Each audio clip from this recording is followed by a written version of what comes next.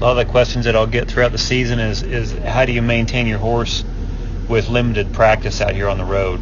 And this is one of my good horses, Sailor. It's probably one of my favorite horses I've ever had. And he's a next cutting horse, so he can get a little cow fresh.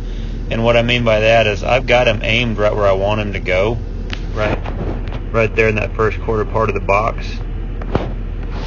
But you can see right here when I nod and I go to push him towards it, well, then he kind of shies away from the steer maybe just a little bit and kind of almost down the left wall is what you call it, and he gets a little wide.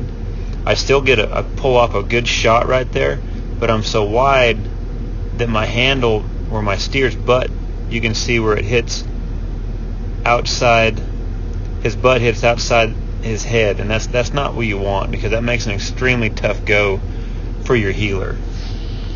So one of the things that I'll practice at home is I'll go ahead and I'll just break to the pin a little bit at home and just kind of overdo it just a little bit. Like Chris Cox says, if you have 90% of control at home, you'll probably have about 70% of control when you get to the jackpot of the rodeo, and it's true.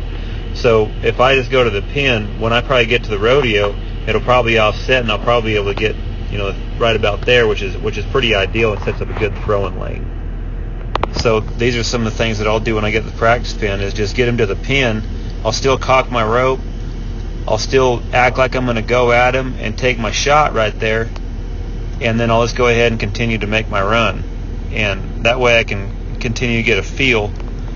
But what I like about this is I can practice it on muleys too, so I have to expose myself a little bit. So if he's wanting to step right there where I expose, he can. And if he does, you can just push him back over and then just don't make a big deal out of it and just go continue to make your run and turn your steer.